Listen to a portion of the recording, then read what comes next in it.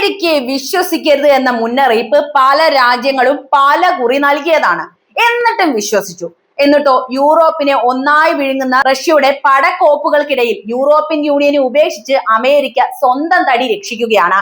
ഇത്ര നാളും സുരക്ഷാ വാഗ്ദാനം നൽകി സ്വാർത്ഥ താല്പര്യങ്ങൾക്ക് കൂടെ കൂട്ടിയ യൂറോപ്പിനെ റഷ്യയുടെ കിരാതഹസ്തങ്ങളിലേക്ക് ഇട്ടുകൊടുത്ത് ഒരു ജാള്യതയുമില്ലാതെ അവർ മടങ്ങിപ്പോയിരിക്കുന്നു. പാവം യൂറോപ്യന്മാർ ഒരു ഭാഗത്ത് പക തീർക്കാൻ വരുന്ന റഷ്യയോട് ഇനി എന്ത് വേദമാണ് അവർക്ക് പറയാനുള്ളത് എന്നത് കണ്ടറിയേണ്ട ഒരു വസ്തുതയാണ്. എന്താണ് പുതിയ വാർത്ത എന്നല്ലേ നമുക്ക് പരിശോധിക്കാം. ഒപ്പം അമേരിക്കയെ വിശ്വസിക്കാൻ കൊള്ളില്ല എന്നൊരു അഭിപ്രായം നിങ്ങൾക്കുണ്ടോ? എന്ത് തന്നെയായാലും കമന്റ് ചെയ്യുക. നമുക്ക് വിശദമായ വാർത്തയിലേക്ക് വരാം. റഷ്യ ഉക്രൈൻ യുദ്ധം യൂറോപ്യൻ ഭൂഖണ്ഡത്തിന്റെ സുരക്ഷാ സമവാക്യങ്ങളെയും ഭൗമരാഷ്ട്രീയ ഭൂപടത്തെയും പൂർണ്ണമായും മാറ്റിമറിച്ചിരിക്കുന്ന ഒരു ചരിത്ര സന്ധിയിലൂടെയാണ് നമ്മൾ കടന്നു പോകുന്നത്. ആധുനിക യുദ്ധതന്ത്രങ്ങളെയും സൈനിക കരുത്തിന്റെയും കേന്ദ്ര ബിന്ദുവായി റഷ്യൻ പ്രസിഡന്റ് വ്ളാഡിമിർ പുടിൻ മാറുമ്പോൾ യൂറോപ്പിന് മേലുള്ള മോസ്കോയുടെ സ്വാധീനവും സൈനിക നീക്കങ്ങളും മുൻപെന്നത്തെക്കാളും ശക്തവുമാണ്. പാശ്ചാത്യ രാജ്യങ്ങളുടെ സകല പ്രതിരോധ കോട്ടകളെയും തന്ത്രപരമായ നീക്കങ്ങളെയും വെല്ലുവിളിച്ചുകൊണ്ട് പുടിന്റെ സൈനിക വ്യൂഹം ഉക്രൈൻ അതിർത്തികൾ ഭേദിച്ച് യൂറോപ്പിലേക്ക് കൂടുതൽ വ്യാപിക്കാൻ സാധ്യതയുണ്ട് എന്ന ഭീതിജനകമായ മുന്നറിയിപ്പുകളുമായിട്ടാണ് അന്താരാഷ്ട്ര സൈനിക നിരീക്ഷകർ ഇപ്പോൾ നൽകിക്കൊണ്ടിരിക്കുന്നത്. ഈ ഒരു അതിനിർണായക ഘട്ടത്തിലാണ് ലോകത്തെ മുഴുവൻ അമ്പരപ്പിച്ചുകൊണ്ട് യൂറോപ്പിന്റെ നെഞ്ചിൽ കത്തിവെക്കുന്ന തരത്തിലുള്ള അമേരിക്കയുടെ ആ പുതിയ സൈനിക തീരുമാനം പുറത്തു വന്നിരിക്കുന്നത്. റഷ്യയുടെ ഈ അജയ്യമായ മുന്നേറ്റത്തിന് മുന്നിൽ ശക്തമായ പ്രതിരോധം തീർത്ത് തങ്ങളുടെ സഖ്യകക്ഷികൾക്ക് ആത്മവിശ്വാസം നൽകേണ്ടതിന് പകരം അമേരിക്കൻ പ്രതിരോധ വകുപ്പായ പെന്റഗൺ യൂറോപ്പിലെ തങ്ങളുടെ സൈനിക സാന്നിധ്യം ഗണ്യമായി കുറയ്ക്കുന്ന നീക്കത്തിലേക്ക് കടന്നിരിക്കുകയാണ്. ഉക്രൈനിൽ റഷ്യ പൂർണ്ണ തോതിലുള്ള അധിനിവേശം ആരംഭിച്ചതിന് ശേഷമുള്ള ഏറ്റവും താഴ്ന്ന നിലയിലേക്കാണ് ഇപ്പോൾ അമേരിക്കയുടെയും യൂറോപ്യൻ സൈനിക വിന്യാസം കൂപ്പുകുത്തിയിരിക്കുന്നത് എന്നതാണ് മറ്റൊരു യാഥാർത്ഥ്യം. ഇതിനെ വളരെ ലളിതമായ ഭാഷയിൽ പറഞ്ഞാൽ ഇത്രയും കാലം സംരക്ഷിക്കുമെന്ന് വിശ്വസിച്ച് അമേരിക്കയോടൊപ്പം നിന്ന യൂറോപ്യൻ രാജ്യങ്ങൾക്ക് കിട്ടിയ ഏറ്റവും വലിയ പണി തന്നെയാണിത്. ലോകത്തിന് മുന്നിൽ വലിയ ജനാധിപത്യ സംരക്ഷകരായി ചമയുന്ന അമേരിക്ക സ്വാർത്ഥ താല്പര്യങ്ങൾ മാത്രം മുൻനിർത്തി കളം വിടുകയാണ്. വ്ളാഡിമിർ പുടിനോട് നേരിട്ടൊരു ഏറ്റുമുട്ടലിന് ഭയന്നും സ്വന്തം ആഭ്യന്തര സാമ്പത്തിക ബാധ്യതകൾ ഒഴിവാക്കാനുമായി നിർണായക ഘട്ടത്തിൽ അമേരിക്ക യൂറോപ്പിനെ ചതിച്ച് കെട്ടുകെട്ടി പോവുകയാണെന്ന വിമർശനം ഇതിനോടകം തന്നെ ശക്തമായിട്ടുണ്ട്. രണ്ടാം ലോക മഹായുദ്ധത്തിന് ശേഷം പ്രത്യേകിച്ച് ശീതയുദ്ധ കാലഘട്ടം മുതൽ അമേരിക്കയുടെ നേതൃത്വത്തിലുള്ള നാറ്റോ സഖ്യത്തിന്റെ തണലിലാണ് യൂറോപ്യൻ രാജ്യങ്ങൾ തങ്ങളുടെ സുരക്ഷ മുൻപോട്ട് കൊണ്ടുപോയിട്ടുള്ളത്. അമേരിക്കൻ സൈനിക വ്യൂഹത്തിലും അവരുടെ ആണവായുധ പ്രതിരോധത്തിലും അമിതമായി വിശ്വസിച്ച യൂറോപ്യൻ ശക്തികളായ ജർമ്മനിയും ഫ്രാൻസും അടക്കമുള്ള രാജ്യങ്ങൾ തങ്ങളുടെ സ്വന്തം GDP-യുടെ നിശ്ചിത ശതമാനം പ്രതിരോധത്തിനായി നീക്കിവെക്കുന്നതിന് വലിയ വീഴ്ചയാണ് വരുത്തിയിട്ടുള്ളത്. റഷ്യൻ ഭീഷണി പടിവാതിൽക്കൽ എത്തി നിൽക്കുന്ന ഈ സാഹചര്യത്തിൽ പെട്ടെന്നൊരു ദിവസം അമേരിക്ക തങ്ങളുടെ താവളങ്ങളിൽ നിന്ന് സൈന്യത്തെയും അത്യാധുനിക യുദ്ധോപകരണങ്ങളെയും പിൻവലിക്കുമ്പോൾ യൂറോപ്പ് പൂർണ്ണമായും നഗ്നമാക്കപ്പെടുക കൂടിയാണ് ചെയ്യുന്നത്. പുടിനെ പ്രകോപിപ്പിക്കേണ്ട എന്നും അദ്ദേഹവുമായി ഒരു മൂന്നാം ലോക മഹായുദ്ധത്തിലേക്ക് കാര്യങ്ങൾ എത്തിക്കേണ്ട എന്നും കരുതി അമേരിക്ക നടത്തുന്ന ഈ തന്ത്രപരമായ പിന്മാറ്റം യൂറോപ്പിനെ റഷ്യയുടെ മുൻപിൽ ഒരു ഇരയായി എറിഞ്ഞു കൊടുക്കുന്നതിന് തുല്യം തന്നെയാണ് എന്ന് നമുക്കിവിടെ കൃത്യമായിട്ട് വിലയിരുത്താവുന്നതാണ്. അമേരിക്കയുടെ ഈ വഞ്ചനാപരമായ പിന്മാറ്റം വ്ളാഡിമിർ പുടിനും റഷ്യൻ സൈന്യത്തിനും നൽകുന്ന തന്ത്രപരമായ മേൽക്കൈ ചെറുതൊന്നുമല്ല. പാശ്ചാത്യ സഖ്യത്തിലെ വിള്ളലുകളാണ് ഇതിലൂടെ വ്യക്തമാകുന്നത്. ഉക്രൈൻ യുദ്ധത്തിന്റെ തുടക്കത്തിൽ വലിയ വാഗ്ദാനങ്ങൾ നൽകി റഷ്യയുടെ ക്രൂഡ് ഓയിൽ വാതക പൈപ്പ് ലൈനുകൾ ഉപരോധിക്കാൻ യൂറോപ്പിനെ നിർബന്ധിതരാക്കിയത് അമേരിക്ക തന്നെയായിരുന്നു.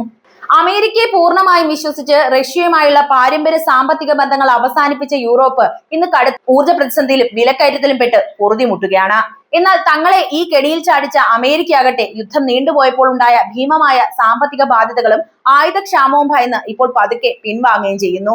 വാഷിംഗ്ടണിന്റെ ഈ ഇരട്ടത്താപ്പ് യൂറോപ്യൻ യൂണിയന്റെ സുരക്ഷയെ മാത്രമല്ല അതിന്റെ രാഷ്ട്രീയ നിലനിൽപ്പിനെ തന്നെയാണ് അപകടത്തിലാക്കിയിരിക്കുന്നത് എന്നതാണ് നമുക്ക് വായിക്കാൻ പറ്റുന്ന മറ്റൊരു പ്രധാനപ്പെട്ട കാര്യം.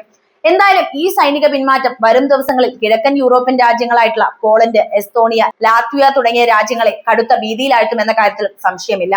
കാരണം റഷ്യയുടെ അടുത്ത ലക്ഷ്യം തങ്ങളായിരിക്കുമെന്ന് അവർ വല്ലാതെ ഭയപ്പെട്ടു തുടങ്ങിയിട്ടുണ്ട്. വൻശക്തികളുടെ ഈ കപട രാഷ്ട്രീയ കളികൾക്കിടയിൽപ്പെട്ട് ഒടുവിൽ യൂറോപ്പ് തങ്ങളുടെ ചരിത്രത്തിലെ ഏറ്റവും വലിയ സുരക്ഷാ പ്രതിസന്ധിയിലാണ് ഇപ്പോൾ ഉള്ളത് എന്നതാണ് നമുക്ക് മനസ്സിലാക്കാൻ കഴിയുന്നത്. സ്വന്തം മണ്ണിൽ യുദ്ധഭീതി വിതച്ച ശേഷം സുരക്ഷിതമായി കടൽ കടന്നു പോകുന്ന അമേരിക്കൻ നയം സഖ്യകക്ഷികളെ ചതിക്കുന്ന പഴയ ചരിത്രത്തിന്റെ ആവർത്തനം മാത്രമാണ്. ചുരുക്കി പറഞ്ഞാൽ അമേരിക്കയെ അന്ധമായി വിശ്വസിച്ച് കൂടെ നിന്ന യൂറോപ്പിന് കനത്ത തിരിച്ചടിയും വലിയൊരു പാഠവുമാണ് ഈ നീക്കത്തിലൂടെ ലഭിച്ചിരിക്കുന്നത് എന്നാണ് നമ്മൾ ഇവിടെ തിരിച്ചറിയേണ്ടത്. വ്ളാഡിമിർ പുടിന്റെ സൈനിക ശക്തിക്ക് മുൻപിൽ യൂറോപ്പിനെ പൂർണ്ണമായും ഒറ്റപ്പെടുത്തിക്കൊണ്ട് അമേരിക്ക നടത്തുന്ന ഈ നാണംകെട്ട പിൻവാങ്ങൽ ആഗോള രാഷ്ട്രീയത്തിലെ ഏറ്റവും വലിയ വഞ്ചനയായിട്ട് തന്നെയാണ് ചരിത്രം രേഖപ്പെടുത്താൻ പോകുന്നത്. സ്വന്തം സുരക്ഷയ്ക്കായി ഇനി മറ്റാരെയും പ്രത്യേകിച്ച് അമേരിക്കയെ ആശ്രയിക്കാൻ കഴിയില്ല എന്ന കടുത്ത യാഥാർത്ഥ്യം യൂറോപ്പ് തിരിച്ചറിയുമ്പോഴേക്കും സമയം ഒരുപാട് വൈകിപ്പോയിരിക്കുന്നു എന്നതാണ് എനിക്ക് പറയാനുള്ളത്. എന്തായാലും ഇങ്ങനെ ഒരു പണി യൂറോപ്പിനോട് വേണ്ടായിരുന്നു. റഷ്യ ഉക്രൈൻ യുദ്ധം കൊടുമ്പിരി കൊണ്ടിരിക്കുന്ന ഈ വേളയിൽ യൂറോപ്യൻ മണ്ണിൽ നിന്നും അമേരിക്കൻ സൈന്യത്തിന്റെ പിൻവാങ്ങൽ ആഗോള രാഷ്ട്രീയത്തിൽ വലിയൊരു ചർച്ചയ്ക്ക് തിരികൊളുത്തി എന്ന കാര്യം നമ്മൾ പറഞ്ഞു അല്ലെ. ഇത്രയും കാലം തങ്ങളുടെ സുരക്ഷ പൂർണ്ണമായും വാഷിംഗ്ടണിന്റെ കൈകളിൽ ഏൽപ്പിച്ച യൂറോപ്പ് ഇന്ന് ചരിത്രത്തിൽ തന്നെ ഏറ്റവും വലിയ അനാഥത്വയാണ് അഭിമുഖീകരിച്ചുകൊണ്ടിരിക്കുന്നത്. അമേരിക്കയുടെ യാതൊരുവിധ സൈനിക സാമ്പത്തിക പിന്തുണയുമില്ലാതെ സർവ്വസന്നദ്ധനായ വ്ളാഡിമിർ പുടിന്റെ റഷ്യൻ സൈന്യത്തെ നേരിടാൻ യൂറോപ്യൻ രാജ്യങ്ങൾക്ക് എങ്ങനെ സാധിക്കുമെന്ന ചോദ്യം ഇപ്പോൾ അവരുടെ നിലനിൽപ്പിന്റെ തന്നെ പ്രശ്നമായിട്ട് മാറിയിരിക്കുകയാണ്. അതായത് ഇത്ര നാളും അവർ കാര്യമായിട്ട് സൈനിക മേഖലകളിലേക്ക് സംഭാവന ചെയ്തിട്ടില്ല എന്നതാണ് മറ്റൊരു യാഥാർത്ഥ്യം. ഈ ഒരു ഘട്ടത്തിലാണ് ഇവർ ഇതിനെക്കുറിച്ച് ചിന്തിക്കുന്നത് പോലും. അമേരിക്കൻ ഐക്യനാടുകൾ ഇത്തരമൊരു നിർണായക ഘട്ടത്തിൽ യൂറോപ്പിനെ കൈവിട്ട് ഉൾവലിയാൻ പ്രധാനമായും ചില തന്ത്രപരമായ കാരണങ്ങളുണ്ട്. അതിൽ ഒന്നാമത്തേത് അമേരിക്ക നേരിടുന്ന കടുത്ത ആഭ്യന്തര സാമ്പത്തിക പ്രതിസന്ധിയും ആയുധക്ഷാമവും തന്നെയാണ്. നേരത്തെ അതിനെക്കുറിച്ച് ഞാൻ കൃത്യമായിട്ട് സൂചിപ്പിക്കുകയും ചെയ്തിട്ടുണ്ട്. ദശലക്ഷക്കണക്കിന് ഡോളറുകൾ ഉക്രൈനിലേക്കും യൂറോപ്പിലേക്കും ഒഴുകുന്നത് അമേരിക്കൻ നികുതിദായകർക്കിടയിൽ വലിയ പ്രതിഷേധത്തിന് കാരണമായിട്ടുണ്ട്. ഒരുപാട് തവണ ട്രംപ് അതിന്റെ പേരിൽ ചോദ്യം ചെയ്യപ്പെടുകയും ചെയ്തു. രണ്ടാമതായി അമേരിക്കയുടെ തന്ത്രപരമായ ശ്രദ്ധ ഇപ്പോൾ യൂറോപ്പിൽ നിന്നും മാറി ഏഷ്യ പസഫിക് മേഖലയിലേക്കും ചൈനയുടെ ആഗോള വളർച്ചയെ തടയുന്നതിലേക്കും തിരിഞ്ഞിരിക്കുന്നു എന്ന യാഥാർത്ഥ്യമാണ്. തങ്ങളുടെ ഏറ്റവും വലിയ ഭീഷണി റഷ്യയല്ല മറിച്ച് ചൈനയാണ് എന്ന് വാഷിംഗ്ടൺ വിലയിരുത്തുന്നുണ്ട്. മൂന്നാമതായി ആണവായുധ ശക്തിയായ റഷ്യയുമായി നേരിട്ടൊരു യുദ്ധത്തിലേക്ക് പോയാൽ അത് മൂന്നാം ലോക മഹായുദ്ധമായി മാറുമെന്നും അതിന്റെ പ്രത്യാഘാതം അമേരിക്കൻ മണ്ണിൽ പോലും ഉണ്ടാകുമെന്നുമുള്ള ഭയവും ഈ പിന്മാറ്റത്തിന് പിന്നിൽ പ്രവർത്തിച്ച പ്രധാനപ്പെട്ട ഘടകമാണ്. ഈ ഒരു സാഹചര്യത്തിൽ അമേരിക്കയുടെ തുണയില്ലാതെ പുടിനെ നേരിടാൻ യൂറോപ്പിന് മുൻപിലുള്ള വഴികൾ കഠിനവും വെല്ലുവിളികൾ നിറഞ്ഞതും തന്നെയാണ്. ഒന്നാമതായി ഫ്രാൻസും ജർമ്മനിയും അടങ്ങുന്ന യൂറോപ്യൻ ശക്തികൾ തങ്ങളുടെ പരമ്പരാഗത സൈനിക തന്ത്രങ്ങൾ പൂർണ്ണമായും പൊളിച്ചെഴുതേണ്ടതായി വരും. നാറ്റോയെ ആശ്രയിക്കുന്നത് അവസാനിപ്പിച്ച് യൂറോപ്യൻ ഡിഫൻസ് യൂണിയൻ എന്ന പേരിൽ ഒരു സ്വന്തം സംയുക്ത സൈന്യ രൂപീകരണത്തിലേക്ക് അവർക്ക് കടക്കേണ്ടതായി വരും.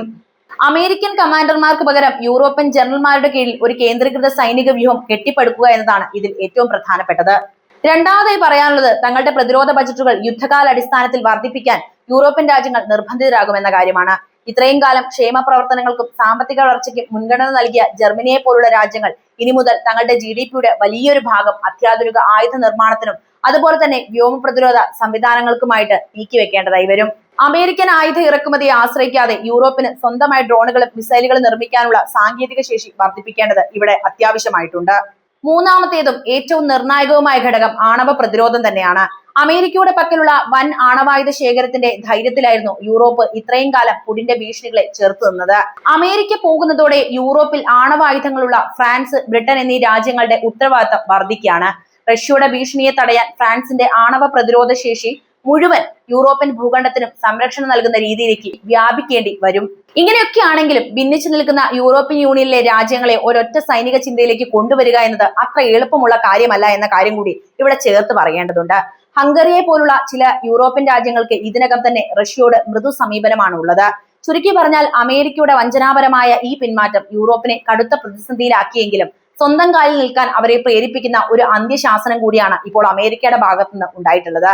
ഒത്തൊരുമയോടെ ഒറ്റക്കെട്ടായി നിന്നിട്ടില്ല എങ്കിൽ പുടിന്റെ സൈനിക വ്യൂഹത്തിന് മുൻപിൽ യൂറോപ്പ് ഒന്നൊന്നായി തകർന്നടിയുമെന്ന കാര്യത്തിൽ യാതൊരുവിധ സംശയവും വേണ്ട.